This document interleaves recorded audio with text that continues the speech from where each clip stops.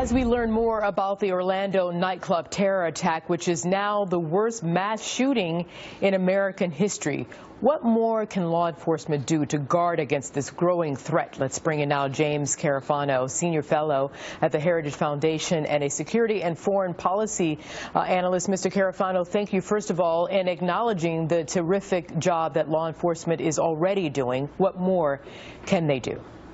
Right, so there, by our count, and this would be number 86, there have been at least 86 known Islamist terrorist plots aimed at the United States since 9/11, many of them very, very serious. We can all count the ones that actually came to fruition: Fort Hood, San Bernardino, this one today, Boston. So overwhelmingly, we stop these things, and the way you stop them is good counterterrorism operations. It's local, federal, state law enforcement getting out there, doing the investigations, doing the information sharing, and even in cases where people are quote-unquote lone wolves, there are signals out there that if you're doing the job right, you can pick these up, and we need more of that. And I think a big part of the concern is when people get really angry about, well, why aren't we calling this a terrorist act, is they're frustrated because they really don't believe that their president and senior officials really take this war seriously, and they're skeptical.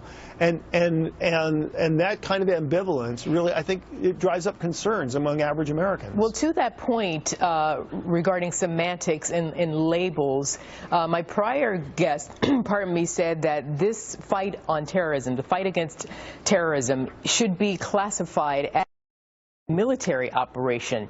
I'd like to know what you think about that. And in from his perspective, he says this would open up law enforcement here at home to be able to do more to fight these. Go ahead.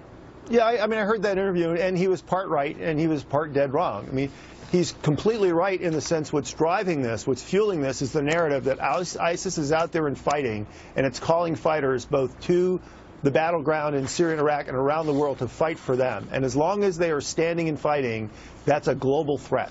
And in a very lackadaisical military campaign, this administration's been horrible on defeating the enemy. When we actually defeated al-Qaeda in the field in Iraq and Afghanistan, global terrorism attacks plummeted. And then we pulled out of Iraq, we gave them space and it jumped back. So, yeah, overseas, there's a real place for military operations. Domestically, you know, to be honest with you, we have 99% of the law enforcement and authorities we need here to do this. We just need to do the job. But when you hear this ambivalence on the part of senior officials, when you hear them kind of are afraid to even mention that this is a radical Islamist terror attack, that I think fuels skepticism and concerns on the part of Americans. And to be honest, there's reality behind it. Remember the thing, we had the kid that got shot and he had a hood, you know? Well, let me stop and keep. I know where you're going, but I'm limited on time, and I want to make sure to jump back in on something you just said. And I understand your frustration. There are a lot of citizens who are frustrated that they want to hear President Obama and other leaders say this is Islamic radical terrorism. Okay, so let's say that label is out there. How does that change the fight? No, it's much more. But then tell me in your answer in short time, because we want solutions here. We don't just want to fight over words. The people's lives are lost. So, but it's much more than that, because it reflects specifically that they're not actually doing this. 1 second, sir. Tell me how you would, advise President Clinton or President Trump to act and behave and operate. So when a young man with a hood was shot, the White House sent word out to the TSA that you will not investigate anybody if they're wearing a hooded sweatshirt, right? So they're actually pushing this political correctness out in an operational manner. So it's more than just semantics. When they say this stuff, it's not just a semantic argument. They're actually reticent to actually enforce the laws in the way they need to be enforced. That's a real problem. And how do we fix that? Again, it seems like you're saying get rid of the political correctness, and what else do you do? If you use the authorities that you have on the book, and if you have a president and senior officials that treat this as a serious 24/7, 365-day-a-year job, as the primary thing the Department of Homeland Security has been responsible for is implementing amnesty and dealing with climate control and climate change, right?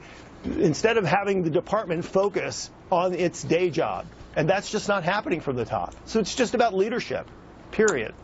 Okay, and your last thoughts here. I'd like to know again, if you were leaving a memo, a to-do list for the next administration, what would be priority? Yeah, so we've got all the tools in the toolkit. We've proven we can stop terrorism. You just have to have the leadership to press people to do their job. And are American citizens ready for whatever that might call for? And are we ready to hear for, you know, carte blanche access to all information on the part of law enforcement? Yeah, but look, you don't have to violate people's civil liberties. You don't have to violate their civil rights. You just have to do your job. The tools are already on the books and available.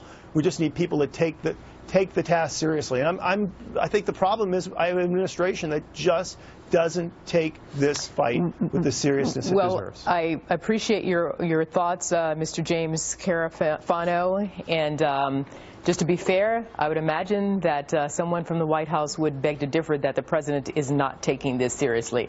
Thank you very much, sir. Thank you.